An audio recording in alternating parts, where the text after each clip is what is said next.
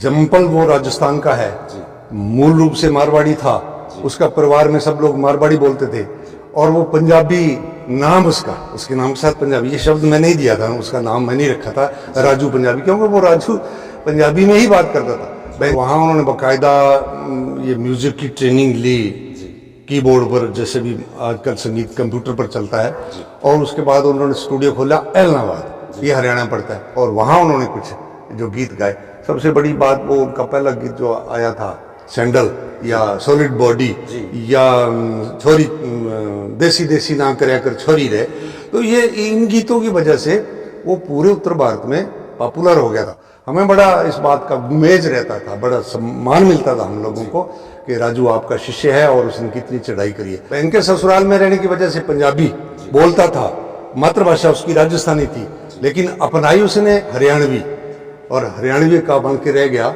और उसने हरियाणवी में वो झंडे गाड़ दिए सफलता की, लेकिन सफलता उसको रास ना आ सकी।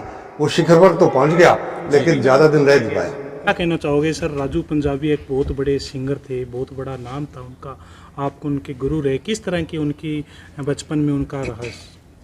राजू का घर आपने देख ही लिया, और राजू बहुत ही संघर्षपूर्ण जीवन में से निकला हुआ एक हीरा था, जिसकी चमक कभी बाकी थी, लेकिन वो चमक उसकी खत्म हो गई। आज इतनी छोटी उम्र में चले जाना विश्वास ही नहीं होता, और लोग कहते हैं कि ईश्वर करते हैं जो सही करते हैं, लेकिन आज कहने को मन कर रहा है ईश्वर से भी गलती हो गई। इतनी बड़ी सेलिब्रिटी इस प्रकार से छोटी सी बीमारी की वजह से चली जाए, आश्चर्य होता है। राजू मेरे पास, मैं यहाँ अध्यापक था, और मेरे पास वो 10 साल की उम्र में आया था, क्योंकि उसकी एक बड़ी बहन थी, उसकी शादी पंजाब में की गई थी, और वो मूक बधिर थी, बहन जो थी ना मूक बधिर थी, बोल नहीं सकती थी, सुन नहीं सकती थी। तो उसका दुभाषिया मान लो, उसका सहायक बना करके इस बच्चे को साथ में भेज दिया था। तो मेरी बहन के इशारे ससुराल वालों को बता देंगे, उनकी बात बहन को समझा देगा, इस प्रकार से, क्योंकि वो ट्रेंड हो गया था अपनी बहन के साथ रह करके, और वो पंजाब में रहने की वजह से पंजाबी बोलना सीख गया था। सिर्फ पंजाबी, अपनी मातृभाषा राजस्थानी भूल गया था। और जब वो वापिस आया यहाँ 10 साल की उम्र में, तब तक वो स्कूल भी नहीं गया था जी। तो एक दिन रात को वो गाना गा रहा था कहीं जागरण में, एक भजन गाया था उसने, और मैं मेरी छत पर सोया हुआ था। तो दूसरे दिन मैं स्कूल आकर के मेरे साथी अध्यापकों को कहा कि यार आपके उधर की बास की तरफ से, आपकी उस बस्ती की तरफ से एक बड़ी महीन, बड़ी सुंदर आवाज में बच्चा गा रहा था, और वो यार मेरे को चाहिए, क्योंकि मुझे भी संगीत में दिलचस्पी है। राजू की अगर बात करा तो पहले उन्होंने कोई सॉन्ग से जो राजस्थानी में है वो भी गाए हैं सर? राजस्थानी के भी उन्होंने गाए थे। दरअसल विधिवत ट्रेनिंग ली थी राजू ने शास्त्रीय संगीत की जी। ये सामने वाले कमरे में उनके गुरुजी, यहाँ दनिया सर नाम से गांव है, बिल्कुल पल्लू के आसपास बरानी गांव है, वहाँ एक राजा राम जी नाम से बड़े छुपी हुई प्रतिभा हैं, और उनके चले बड़े आगे बढ़े हैं संगीत के क्षेत्र में। उनसे बाकायदा ट्रेनिंग ली शास्त्रीय संगीत की जी। उनसे ट्रेनिंग लेने के बाद वो सुगम संगीत में और लोकगीत गाने में, और इधर गए, हम लोगों ने राय दी कि पक्का राग आजकल कौन सुनता है, राजू भाई तू कहीं आगे बढ़। तो हम लोग उसको भजन और गीत लिख करके देते, मैं लिखता था, मैं लेखक हूँ, मेरी 20 किताबें छपी हैं, और मेरे को वीडियो वाडियो में एक्टिंग भी कर लेता हूँ जी। तो उनको कवि सम्मेलनों में भी मैं जाता हूँ, तो मैंने उनको राय दी थी कि भाई तो लोकगीत तो सर हरियाणवी इंडस्ट्री की अगर बात करा तो राजू पंजाबी ने कब कदम रखा? अभी कुछ साल पहले ही वो गए थे यहाँ। पहले तो बठिंडा गए, पहले तो वो बठिंडा गए, और वहाँ उन्होंने बाकायदा ये म्यूजिक की ट्रेनिंग ली, कीबोर्ड पर, जैसे भी आजकल संगीत कंप्यूटर पर चलता है, और उसके बाद उन्होंने स्टूडियो खोला एलनाबाद, ये हरियाणा पड़ता है। एलनाबाद से वापिस फिर यहाँ रावतसर में आ गए, और उसके बाद जब हिसार गए ना, तो हिसार जाकर के एकदम हरियाणा के ही बन के रह गए। हरियाणा की चाल ढाल, बोली और सारी बात उनकी लहजे में, उनकी शैली में, बोलने में हरियाणवी भाषा का ही पुट रहता था, और वहाँ उन्होंने कुछ जो गीत गाए। सबसे बड़ी बात वो उनका पहला गीत जो आया था सैंडल या सॉलिड बॉडी या छोरी देसी देसी ना करया कर छोरी रे, तो ये इन गीतों की वजह से वो पूरे उत्तर भारत में पॉपुलर हो गया था, हमें बड़ा इस बात का गुमेज रहता था, बड़ा सम्मान मिलता था हम लोगों को कि राजू आपका शिष्य है और उसने कितनी चढ़ाई करी है। और आज भी जब देखते हैं पूरे चैनल सारे यूट्यूब पर इस पर उन्हीं की चर्चा कर रहे हैं तो हमें बड़ा अच्छा लगता था। लेकिन अफसोस ये है कि उसकी उम्र बहुत थोड़ी रही। 36 की उम्र में इतना बड़ा नाम जो राजू पंजाबी जी ने कमाया है, तो बहुत सारे सिंगर्स हमने देखे हैं, एक उनकी जो गायन थी और जो एक लेखक के तौर पर दोनों जो बेतौर जो काम करया करता। हाँ। हरियाणवी इंडस्ट्री में अगर हम उसका स्वभाव की बात करें तो कैसा रहा उनका? बड़ा अच्छा रहा भाई, राजस्थानी होकर के। देखो 3 चीज़ें, जम्पल वो राजस्थान का है जी, मूल रूप से मारवाड़ी था, उसका परिवार में सब लोग मारवाड़ी बोलते थे, और वो पंजाबी नाम उसके नाम के साथ पंजाबी, ये शब्द मैंने ही दिया था, उसका नाम मैंने ही रखा था राजू पंजाबी, क्योंकि वो राजू पंजाबी में ही बात करता था। बहन के ससुराल में रहने की वजह से पंजाबी बोलता था, मातृभाषा उसकी राजस्थानी थी, लेकिन अपनाई उसने हरियाणवी, और हरियाणवी का बन के रह गया, और उसने हरियाणवी में वो झंडे गाड़ दिए सफलता के।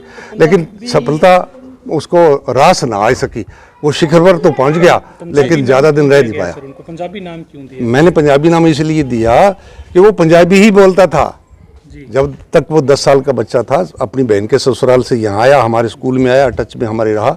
हमने एक प्राइवेट स्कूल में, एक हमारे मित्र हैं रघुवीर सिंह चौधरी, उनका स्कूल है, उनको कहा यार ये देखने में बड़ा लगता है, आज तक किसी स्कूल में गया ही नहीं, रघुवीर सिंह हाँ, आज तक किसी स्कूल में गया नहीं, यार इसको पढ़ाना है यार, क्योंकि पढ़ाई तो हमेशा चाहिए ना।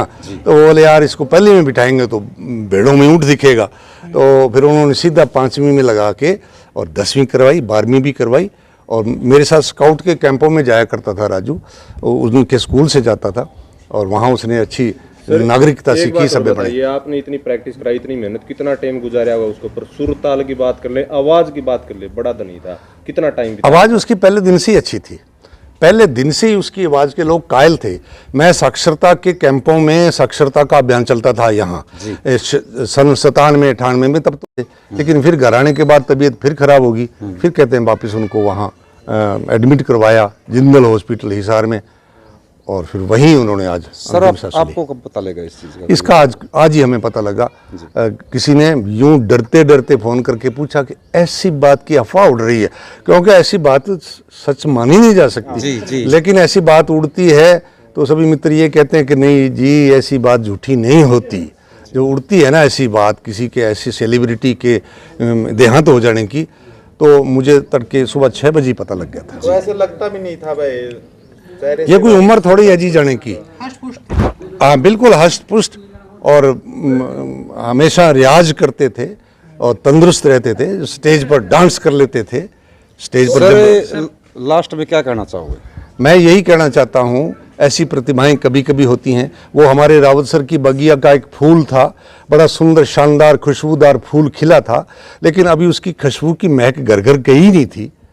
उससे पहले वो फूल नियति ने अपने हाथों से तोड़ लिया, मुरझा गया, खत्म हो गया। वो दैदीप्यमान नक्षत्र था, लेकिन उसकी चमक अभी फैली नहीं थी, उससे पहले ही वो खत्म हो गया, भस्म हो गया। मालिक ऐसा क्या करते हैं सर? बात करें सिद्धू मूसेवाले की, बात करें राजू पंजाबी की, बात करें और हरियाणा में लक्ष्मी चंद की, बहुत जाट मेहर सिंह की, थोड़ी उम्र में मालिक के पास चले जाते हैं, क्या कारण होता है? अब यही उम्र लिखवा के लाते हैं, इस पर के पीछे तो अध्यात्म है। उम्र उनकी होती ऐसी है, लोगों की नजरें लग जाती होंगी, कुछ दुश्मन भी होते हैं, ऐसे कलाकारों के बन जाते हैं, जैसे आपने सिद्धू का नाम लिया। तो खैर इसके साथ इसके तो सारे चहेते थे, कोई ऐसा नहीं था। कम उम्र में ज्यादा उपलब्धि हासिल कर ली, तो ईश्वर को भी जरूरत पड़ती है। अपने तो अध्यात्म की बात ही कहें, ऐसे पूरी लोगों की दुनिया में डंका था, उसके बारे में क्या कहना चाहोगे? बिल्कुल बिल्कुल, हमें बड़ा गुमेज, बड़ा मान था, स्वाभिमान था इस बात का कि हमारा शिष्य इतना आगे बढ़ा। तो ये परिवार की आर्थिक स्थिति अभी वैसी है, आर्थिक स्थिति पे क्या कहना चाहोगे और क्या अपील करना चाहोगे मौके पर? अब तो मैं नहीं कह सकता कि उतनी, आज से 15 साल 20 साल पहले जो स्थिति थी वो आज है, ऐसी नहीं। हमें तो बड़ी खुशी हुई, चैनल बोल रहे हैं कि वो 10 से 15 लाख रुपए गीत का लेता था और उसके पास संपत्ति है, लेकिन ये आर्थिक स्थितियां आती जाती रहती हैं। सेलिब्रिटी लोग जो होते हैं, बड़े लोग जो होते हैं, पैसा वैसा आता रहता है, वो खर्च भी करते रहते हैं, दान दक्षिणा। ये भी अपने मित्रों की सहायता करने लग गए थे, अपने पैसे से मित्रों को मदद करते थे। धन्यवाद, थैंक यू।